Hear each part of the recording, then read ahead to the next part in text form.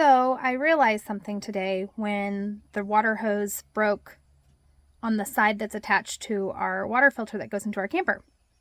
Water spewing out everywhere. And I start stewing, turn the water off, and take pictures of it and send it to Alex. And I'm like, what do I do? Call him like 5 times, he doesn't answer. Did a few other things. And of course, by now I'm stewing because I'm like, okay, it's getting, it's 6 o'clock. It's going to get dark soon. If I have to go get something like a part to replace it, I'm going to need to go now because everything in Arkansas closes at like 6 o'clock. Okay, maybe I'm exaggerating a little bit. Maybe 8. Either way, I'd have to load the 3 kids and go get it. He's out of town. So I'm stewing. He calls back and I'm like, what am I supposed to do? And he's like, so there's this hose replacer kit in the barn. And I'm like, I'm sorry, what? He's like, hose repair kit. And I'm like, yeah, I'm not repairing. No.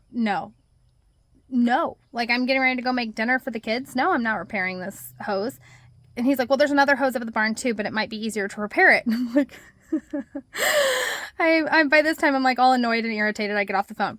So I'm sitting there stewing and I'm talking to God and I'm like, repair the hose on top of everything else that I already have to do. I'm going to repair a hose. Well, hold on. No, wait, I got to learn how to repair the hose. So I'm stewing and I'm like, okay, why am I really mad?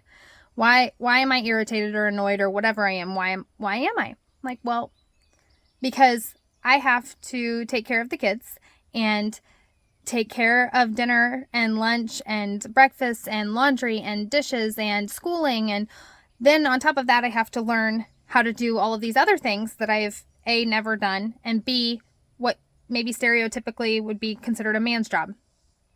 That got me thinking, like, okay, so I couldn't find the hose repair kit. So I'm like, okay, I'll just take the other hose and replace the hose.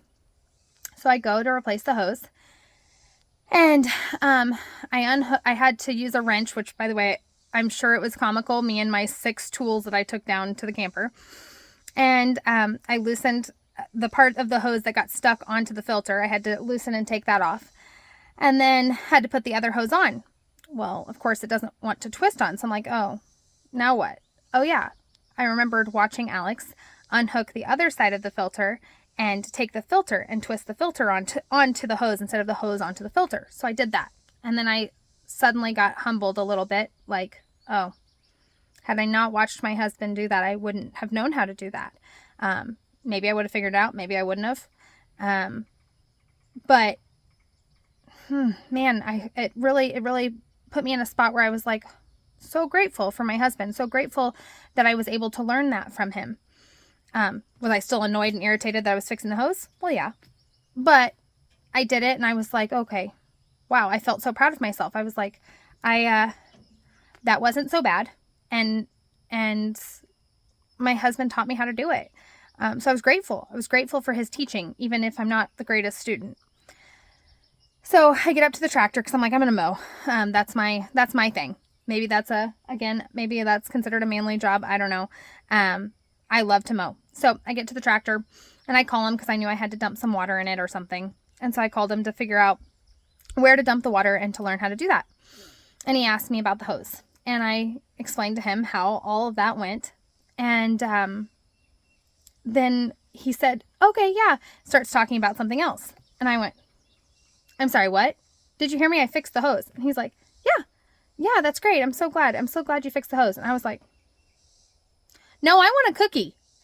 And then I humbled myself again. Actually, God humbled me because I was like, I get it now. You see all these things on Facebook. You see all of these stories where it's like, the man stays home to watch the kids one night while the wife goes out. And then she's like, what do you want? A cookie? They're your kids. Okay, yes, they're his kids. But you're the one that's, if you're the one that stays home with them all day, that is your role. I wouldn't say job. That is your role. We all have our own roles in our marriages. And so I kind of laughed at myself because I was like, wait a second, if he's doing the dishes and he wants a pat on the back, I'm going to be like, good job. You did the dishes. Way to go. You should help out with the dishes more. But then I'm laughing at myself because in a way I'm being hypocritical. I'm sitting here going, wait a second. No, I want a cookie. Like, I want a cookie. I replaced the hose. I did something yesterday too. I don't even remember what it was, but I was like, I want a cookie. And he laughed and he was like, okay, I'll give you a cookie. And I'm like, no, I want like an actual, like, I want chocolate chip cookies. I want a box of chocolate chip cookies. That's what I want. And I got off the phone with him and I kind of just laughed because I was like, wait a second. What a lesson I have learned today. Maybe he deserves that too. Maybe he deserves a cookie too. These things that we kind of, as women, we tend to snark at. In return, we truly are a lot like them. If it's something new that's not typically our role that we're learning to do, our tendency is to afterwards go, well, shouldn't I get like a pat on the back or a cookie or something because I'm juggling all of what I already have to do and learning something new? Well, in a way, our men are too. If they're stepping up and doing something that's not typically their role, they are having to learn a new task. Maybe dishes doesn't seem like a learned task, but it isn't something that they maybe typically do. So it just kind of gave me a new appreciation for my husband. It gave me a little bit of a laugh tonight, and I had to share it with you all. It was truly a humbling experience.